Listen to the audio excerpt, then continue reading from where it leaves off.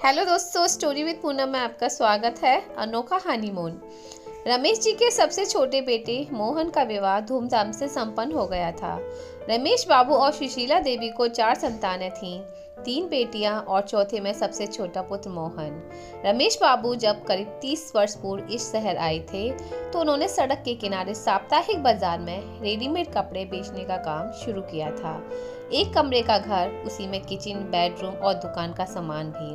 बेहद तकलीफ भरे जाने कितने वर्ष गुजारे थे उन दोनों ने, किंतु कठोर परिश्रम और बच्चों की मेहनत, जीवन देने की ललक की वजह से वो हर मुश्किल से लड़ते हुए आगे बढ़ते चले गए थे। आज शहर के मुख्य चौराहे पर उनकी मशहूर रेडीमेड कपड़ों और साड़ियों का शोरूम था। अपना बड़ा सा घर था, गाड़ी घोड़ा नौकर चाकर सब कुछ था। फिर भी रमेश बाबू और सुशीला देवी एक एक पैसे बचाकर बच्चों पे खर्च किया करते थे। खुद पे खर्च करना तो उन्हें जैसे कभी आया ही नहीं। चारों बच्चों की शिक्षा और पालन में कोई कमी नहीं छोड़ी थी। उन्होंने फिर तीनों पुत्रियों का विवाह संस्कारी और संपन्न घरों में किया और अब मोहन का विवाह भी हो गया था।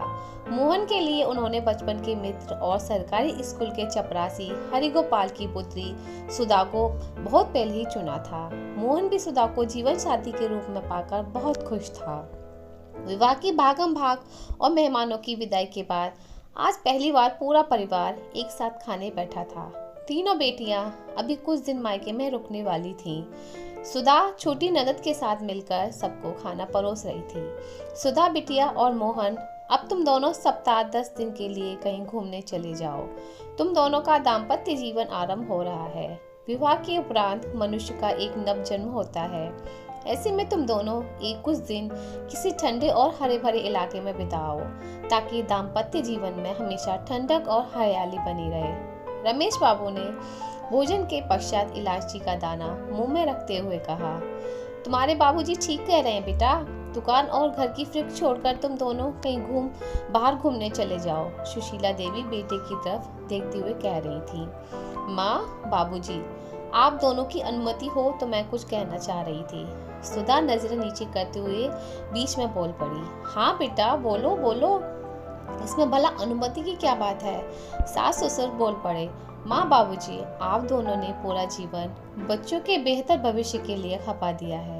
पिताजी के मुंह से बचपन से जब सुनती रही हूँ कि आप दोनों ने अपने लिए एक साड़ी का गमछा तक खरीदने से पहले 10 बार सोचते थे, लेकिन बच्चों के लिए कभी भी कोई कमी नहीं रखी। बाबूजी, आप दोनों तो शादी के बाद किसी बर्फीले या हरे भरे इलाके में घूमने नहीं गए। फिर भी आप बताइए कि कैसे इतना ठंडा स्वभाव और हरा भरा दाम्पत्य जीवन आप दोनों को मिला।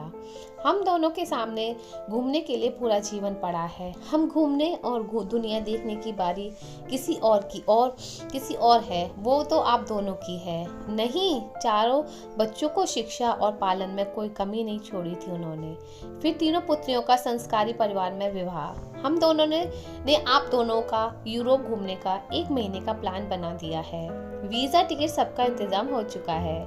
कल मैं आप दोनों को लेकर मॉल जाऊंगी, ताकि यूरोप के मौसम के अनुसार कपड़े खरीद और यात्रा के दूसरे जरूरी सामान खरीद लाएंगे।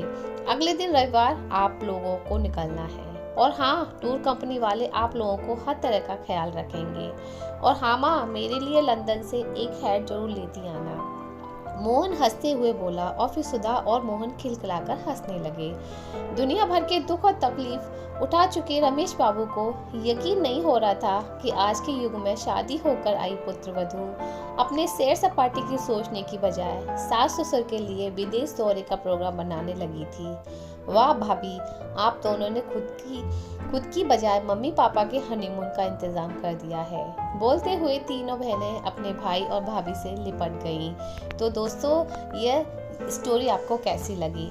अगर आपको स्टोरी अच्छी लगी हो तो प्लीज़ आप मेरे चैनल को सब्सक्राइब करें और हमारे साथ ऐसे ही बने रहें और ये स्टोरी अपने दोस्तों के साथ शेयर करें। तो स्टोरी सुनने के लिए धन्यवाद।